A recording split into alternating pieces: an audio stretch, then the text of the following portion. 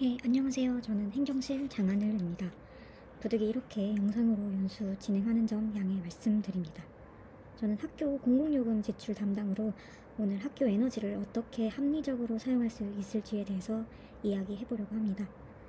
그래서 제목은 공공요금이 오른다. 공공요금난에 허덕이는 성동구 구하기 라는 테마입니다. 우리 학교가 공공요금난에 잘 대응할 수 있을지 영상을 끝까지 봐주시면 감사하겠습니다. 네, 다들 집에서 관리비 내시죠? 달마다 전기요금, 가스요금, 수도요금 이렇게들 내실 텐데요. 보통 얼마 나오시나요? 저는 동생이랑 둘이 살고 있는데 9월에 전기료는 29,000원 정도 나왔고 가스비는 13,000원, 수도료는 7,300원 정도 나왔네요.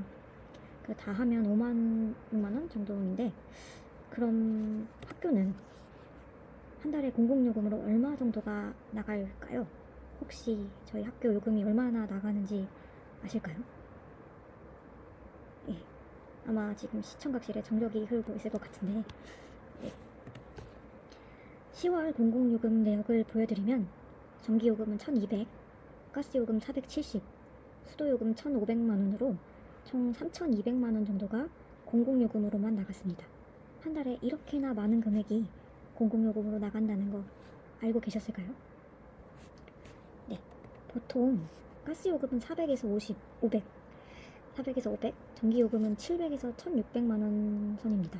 수도요금은 900에서 1600만원 수준이지만 격달로 나가기 때문에 한 달에 500, 800만원 수준으로 생각하시면 됩니다. 그런데 우크라이나 전쟁 같은 예기치 못한 상황이 벌어지면 가스요금 같은 경우는 훨씬 더 올라가기도 합니다. 그래서 공공요금 예산은 언제 부족해질지 모르고 또 정부에서 지속적으로 공공요금 인상 정책을 내놓고 있기 때문에 에너지를 합리적으로 사용해야 해서 사용량을 줄여야 합니다. 그런데 저희가 실질적으로 줄일 수 있는 공공요금에는 한계가 있습니다. 왜냐하면 가스요금 같은 경우는 대부분 급식실에서 사용을 하고요. 수도요금은 수영장 사용량이 가장 큽니다. 그리고 격월로 지출되기 때문에 월별 지출이 가장 큰 금액은 바로 전기요금입니다. 그러니 우리는 다른 게 아니라 전기 사용량을 줄이는데 주력해야 합니다. 전기요금은 계절별로 사용량 차이가 크고 다가오는 겨울에 대비해 에너지를 절약했을 때 요금 절약이 가장 기대되는 부분이기도 합니다.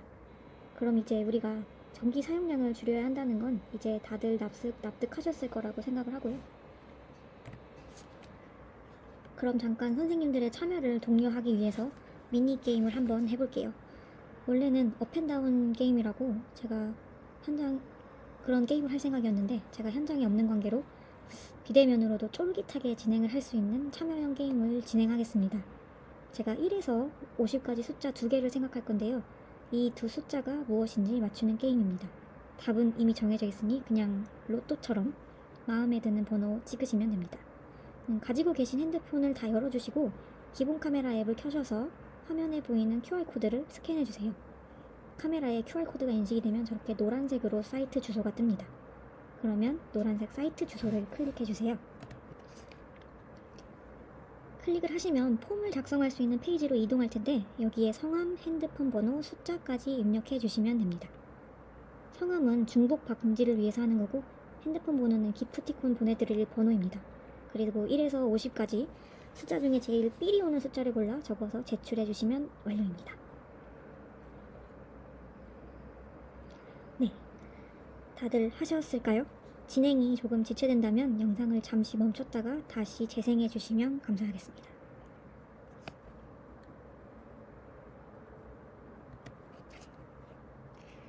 네, 다들 보내주셨나요? 참여해 주셔서 정말 감사합니다. 자, 이제 정답을 공개합니다. 정답은 49와 28이었습니다. 혹시 정확히 맞추신 분이 계실까요? 네, 정말 축하드립니다.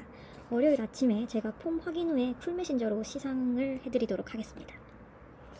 네, 이 숫자들은 사실 작년 대비 전기 사용량과 전기요금 증가율을 나타내는 숫자였습니다. 정확히는 사용량은 28.8%가 올랐고 요금은 49.8%가 올랐습니다. 작년 대비 이렇게 사용량이 많은 건 코로나로 주춤했던 학교가 다시 활기를 찾아서도 있지만 그렇다고 해도 많이 들었다고 볼 수가 있습니다. 전기세 폭탄이죠. 그러면 어떻게 전기세를 줄일 수 있을까요?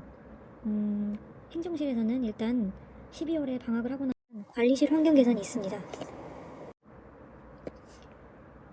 이때 상시 전원 멀티탭과 퇴근 후에 끄고 갈 수 있는 멀티탭을 분리해서 대기 전력을 차단하려고 합니다.